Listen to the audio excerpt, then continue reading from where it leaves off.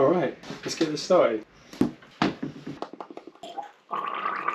Believe it or not, the first few takes of every introduction are always really rusty, and it takes me 3 or 4 goes to actually get something that I'm pleased with, but it just seems that as soon as the camera's on, my words start to slur and I completely forget what I'm going to say. But with that being said, let's talk about warming up a little bit. And as you can see by the title of this video isn't necessarily about running, it's more about my journey. So I guess in some way running is related to this, but you know, we're going to talk about sobriety today. And I bring up warming up because unfortunately I've got a little bit of an injury at the moment, and I think it's probably because of my lack of warming up. I've got a bit of knee soreness. I think it's IT band syndrome, so I am taking it easy, doing some band exercises, but all in all, I feel like things are getting better every day, so fingers crossed. But let's get into the video. Let's talk about my sobriety from alcohol, why I decided to make this decision, any troubles I had along the way. And I've also got some questions from Instagram from some of you guys, and I'd like to bring some of my thoughts to the surface. And by no means am I qualified to talk about this subject in a professional way, and if you do feel like you are misusing alcohol, any substances, or you need help, please reach out to professionals, because I'm in no way in a state to educate in a professional way on these matters. I can only talk about my experience, and I am very grateful that I can use YouTube as a free platform to share my knowledge and hopefully help others. So with that being said, I'm going to put my title on the screen right now. Episode 25? Wow. Anyhow, let's talk about alcoholism and my sobriety. So, as with all of my drunken mistakes, I will be starting the first chapter of this video called Pre-Drinks, which will be followed by the night out, and the third chapter will be the morning after. So let's talk about pre-drinks. Pre-drinks, I think for me, started when I was very young actually. Started when I was about 13 or 14. And unfortunately, I guess fortunately at the time, I actually looked quite old for my age. I'm not sure what happened here, but I was able to go into off licenses or corner shops here in the UK and buy alcohol quite easily. If I wasn't served, it'd be quite easy to ask an adult walking by. It was so easy to get our hands on alcohol as kids that I think this idea that the night hadn't begun until we'd had a drink or two was really set in from quite an early age for me. So the usual Friday and Saturday night would begin by going to the off license and getting some drink. It was never that difficult. Then we would perhaps find a house party or just go and sit on one of my friend's sofas and drink. Now I think this is probably, unfortunately, quite a normal teenage existence here in the UK. I hope things are different now, but 10 years ago when I was that age, that was what it was like. Now I'm going to skip forward to when I started university now, and by this time I'd taken up smoking cigarettes as well, and drinking and smoking was a really daily occurrence for me. I would definitely wind down in the evenings by having a couple of cans of beer, and I eventually became a bartender. And it was around this time that my drinking really went up another level, when I not only was introduced to spirits, but was introduced to a way of making spirits taste amazing. And I think this was a really damaging point for me, because not only did I almost have alcohol in all its forms on tap at my own disposal, but I think this is the time nearing the end of uni that I went through quite a bad breakup, and I started to really come to terms with the fact that I didn't have any more of the support that I had from my education, and the financial support I got during my education, that was all coming to an end, and actually I was going out into the big wide world. Looking back with alcoholism, I didn't really know how to deal with my issues other than drinking. And I hate to say it, but I think this is a really normal occurrence, especially in big cities like here in London. Throughout my uni existence, throughout the 3 years that I was there, I wouldn't by any means say that I was a party animal. I wasn't the last one to leave the party. If anything, I rarely attended social events. I was just drinking a lot, I think, to get through the stress. And had I found what I have found now in running and in yoga and meditation, enjoying a healthy vegan diet, these other forms of de-stressing, of finding gratitude, I would have been a lot better off. But as I say, we're in the pre-drink phase here because I used alcohol as a means to pucker up, to get myself ready for whatever it was. It was all about ruminating these stresses, these anxieties, bouncing them around my head. And I'd have a drink. In my late uni years, it was a Strongbow. I'd have a couple of Strongbows, and I feel so much better about the situation. And it was a solution that worked. In my mind, this was the thing that helped me get up and go to work, or hand in my uni assignments, go on nights out, go on dates, whatever it was that I was doing. I was finding a solution in the thing that ended up being the problem, and actually was the problem all along. And I mentioned that breakup that I had, that entire grief process of the breakup, the entire getting to know myself as an individual, a single individual, was delayed, unfortunately, because I was drunk for probably a year after that breakup. And it's a really tricky situation for me to look back and really not have regret, because I learned from these experiences. But this is one of tragedy. It's a story of tragedy, and I think I'm so incredibly proud of myself now, because that tragedy has shown me not only survival and recovery, but it's shown me the responsibility that I have in my life to use my agency, my counsel, to keep myself on the right path. And that's a really special thing. So with that, I'd like to segue us into chapter 2, which is the night out. So my drinking was fantastic. I absolutely loved drinking, and I love drinking and smoking a cigarette. That's my favourite thing. There must be something magical, psychological connection between the nicotine and the alcohol, the intoxicating effects of the two paired, because they were amazing. You know, they really were. And I think I found myself at a point, and I said this over and over again to my friends when I wanted to quit.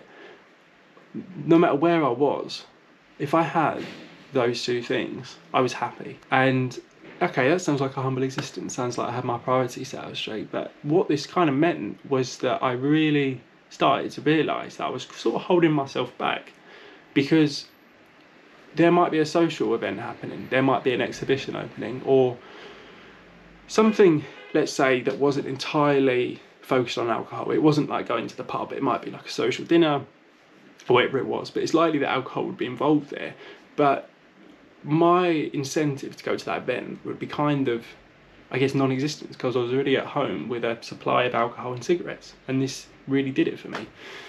So sort of between the ages of 20 and when I gave up when I was 23, this is basically where I was. I was quite happy if I had those two things, which I think looking in now is like, I was really limiting myself just because I kind of had this like dopamine at hand, kind of had this like feel-good recipe that wasn't sustainable, obviously. I mean, alcohol and cigarettes definitely don't make up a healthy diet, nor do they do any long-term benefits to the brain. So the night out, I think, represents just how often I would end up alone drinking. And unfortunately, I found myself in this situation last year. After 4 months of sobriety, 4 months of no cigarettes, I ended up sitting back in my flat drinking and smoking, and it was just something that happened over and over.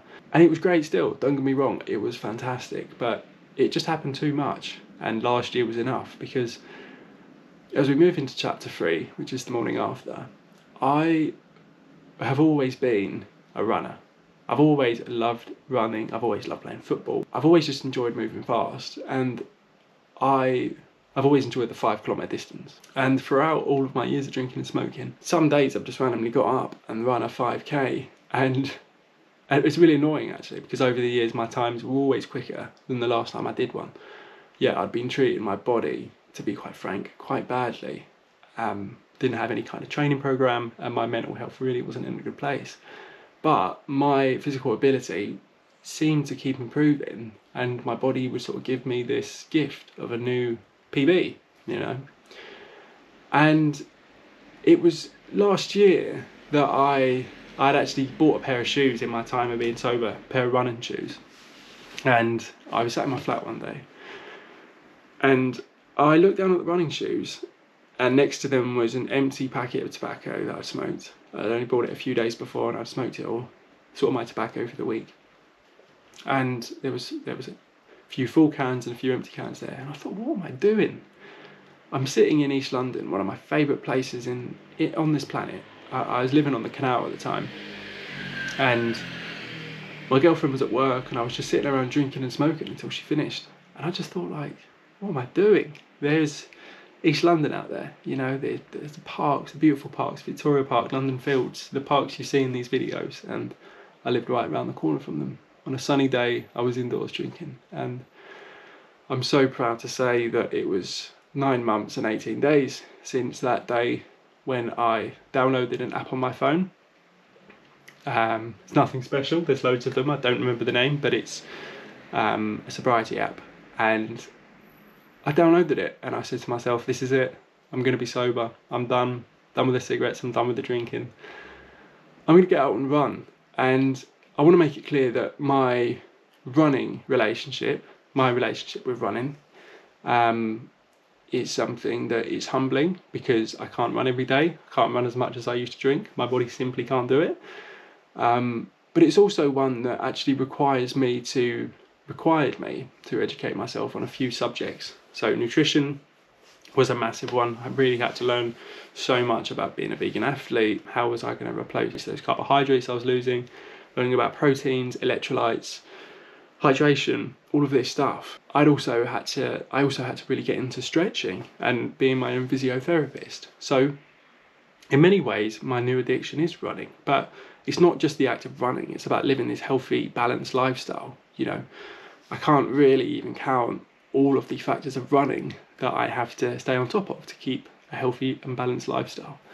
And I think balance is the key word here, because when I was thinking this morning about this video, before I recorded this, when I was thinking about the chapters and when I was thinking about the morning after, the chapter 3, I always remember this feeling, and just the feeling that I had that day in that flat when I looked down at the cans next to my running shoes, and I thought, drinking and smoking makes me happy. No matter where I am, that's a given. Makes me happy. But you know what it also does? It was the only thing making me anxious and depressed. Of course there's other things, but the one thing I could guarantee every day was I would feel anxious and depressed as soon as those things were done with, to be honest. As soon as the alcohol had run out, the cigarettes had stopped, I'd finished them, I would feel anxious and depressed. And of course, if you're using a depressant like alcohol and you're using nicotine, you will experience anxiety. It's just a given.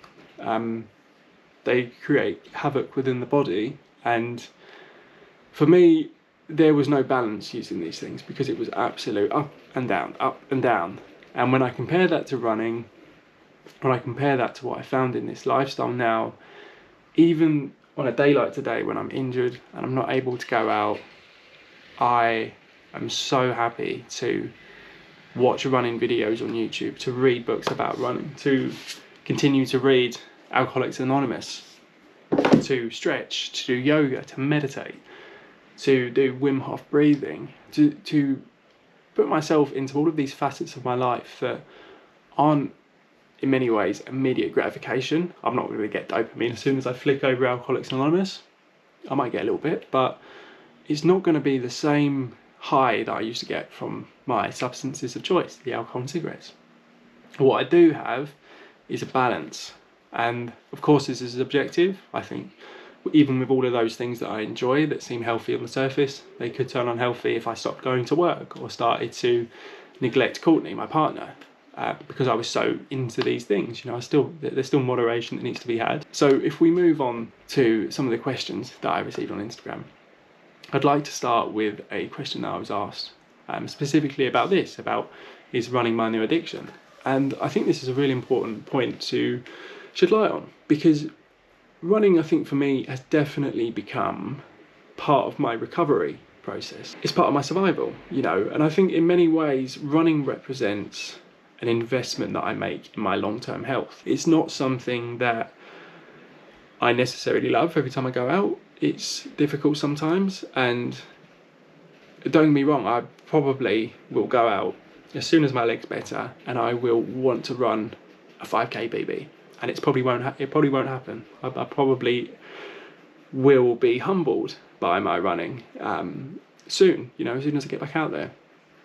I think running to me really represents a discipline that I don't think I had in my lifestyle before. I took up running and this vegan lifestyle 9 months and 18 days ago. So I'd like to move on to the next question now on Instagram, which was, how do I sleep being sober? How is it to fall asleep without the substance of choice, alcohol in my case? So it was difficult at first, and I really learned so much about myself, about relaxation and about meditation. I think the thing that I most embrace on my sober journey is the heightened stimulation that I just feel from everything. It's just fantastic. You know, there's always this idea that the psychedelic movement of the 60s, about tuning in and dropping out, it was all about this heightened experience, spiritual existence, you know, using drugs and hearing music in these different ways and stuff. But I can say that after 10 years of using alcohol and cigarettes almost every day, that my experience now is incredibly loud and incredibly vivid. And actually, as I fall asleep sober, just feeling the softness of my bed, feeling the warmth, being under the covers, being able to observe my thoughts as they come and not to act on them, not feeling that anxiety that I used to feel after a day of drinking and smoking, and all of those worries that I used to have, they're not there anymore. So the first couple of weeks were difficult with sobriety. Sleeping was difficult, but you know what, as soon as I started to live a healthy lifestyle, as soon as I started to exercise my body regularly, that sleep, I couldn't get enough of it, and still to this day I take regular naps in the afternoon. It's all part of being a runner, but I really do just love recovery. I love resting, and even now that I'm injured, I do enjoy just taking a slow day and really just embracing the comfort around me and the privilege I have to sit down, to lay down, close my eyes whenever I can. So moving on to the third and final question from Instagram, what lessons have I learnt about myself on this journey? I think, just to reflect briefly on the video thus far, the main lessons I've learnt are discipline, patience, resilience, determination, and gratitude. I think they best represent the intricacies of this journey. Some occasions on this journey have been difficult. There's been times when I've been at parties and I've been surrounded by people drinking. It's difficult, you know, I'm not going to lie about that. There's been times when I've been upset and I've been walking past an off license, and I know how quickly I could get that dopamine high, you know, by just going in and grabbing a drink, buying a pack of cigarettes. It's incredibly easy, you know. I live in a shared house now, and I live with other people, and there's always alcohol around. There's always alcohol in the house, and you know, there's some restraint, there's some self-awareness that I need to take on board there and say, yeah, I can't use these things as casually as they can. I'm a different person, and I think just to have that self-awareness, that understanding of myself, is the biggest thing that I've learned on this journey, because I didn't have that beforehand. I have so much to learn, and I really in many ways feel that I'm only at the beginning of my journey. But what I am sure of is that abstaining from alcohol and cigarettes is an absolute must for me, and in many ways it was the best decision I ever made. So with that being said, I'd like to end this video by thanking you all for watching, and to ask you all to take a moment to find gratitude and to find peace. Please do leave any questions down below, but just as a reminder, if you do feel like you need help, please reach out to the professionals. So with that being said, see you all in the next one, guys.